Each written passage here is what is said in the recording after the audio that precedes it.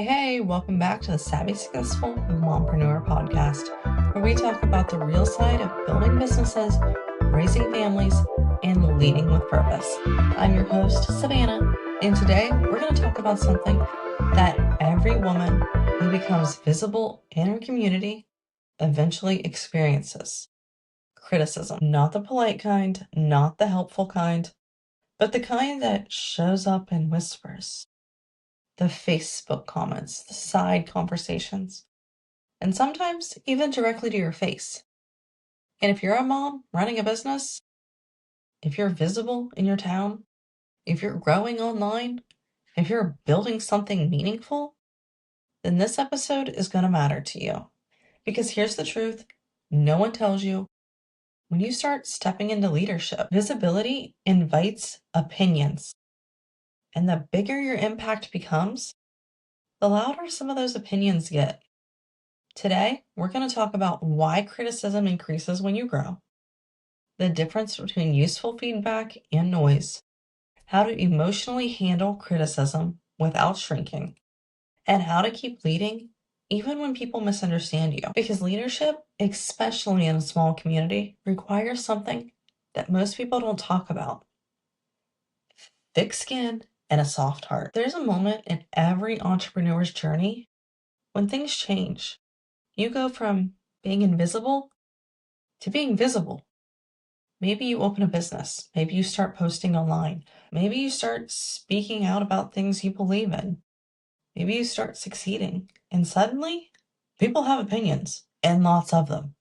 Some people celebrate you, but others, they start watching you, analyzing you, questioning you, and sometimes criticizing you. Now, here's the interesting thing. Most of the time, the criticism doesn't start because you're doing something wrong.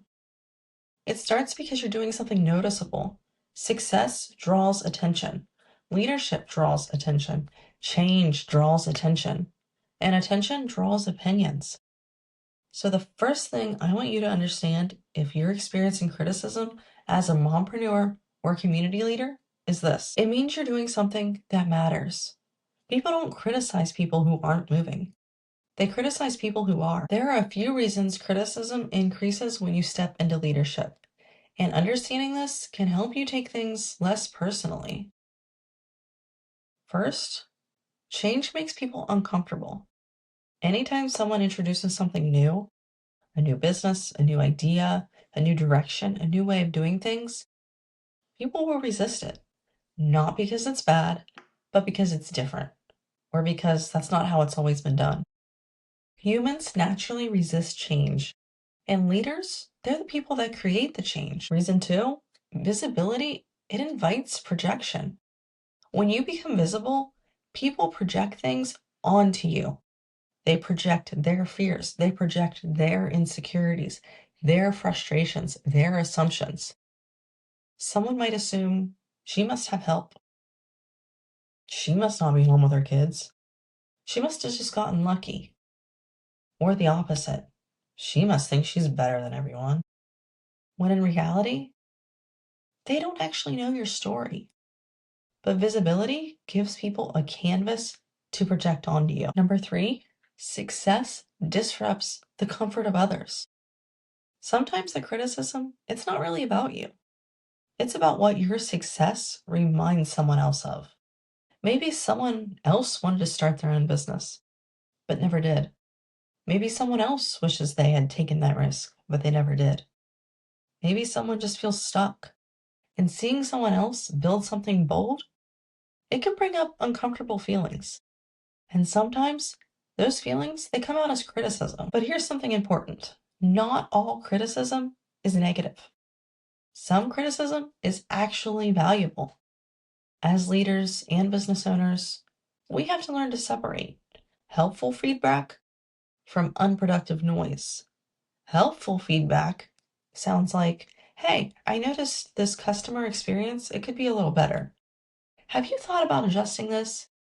I want to share something that might help. Helpful feedback is usually respectful, constructive, specific, and sometimes it actually improves your business. Then there's the other kind, the vague criticism. the gossip, the assumptions, the comments made from a distance, the kind of criticism that usually comes from people who aren't in the arena, aren't building anything, and don't understand the full picture. And one of the biggest leadership skills you will develop is learning to ask, is this feedback useful or just noise? Now let's talk about the part no one likes to admit. Criticism, it still hurts. Even when you're strong, even when you're confident, and even when you know you're doing the right thing. Because leaders are still human.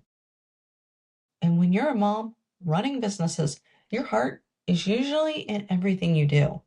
Your community matters to you. Your reputation matters to you. Your integrity matters to you. So when someone questions your intentions, it can sting. It can hurt. But here's what I've learned. You cannot lead effectively if you require universal approval. Let me say that again. You cannot lead effectively if you require everyone's approval. Leadership means some people will misunderstand you, some people will disagree with you, and some people will criticize you. But leadership, it isn't about pleasing everyone. Leadership is about doing what you believe is right while staying open to growth. Here are a few things that have helped me and many other leaders navigate criticism. First, pause before reacting. Your first emotion, it might be frustration or hurt or to be defensive, but reacting immediately rarely helps. Take a break, take a breath, give yourself space, and then evaluate the situation calmly. Second one, ask, is there any truth here? Sometimes criticism contains a small piece of truth, even if it's delivered poorly. Strong leaders, they can ask themselves, is there something I can learn from? And if there is, then they grow. Number 3, don't let critics become your compass. And this is a big one.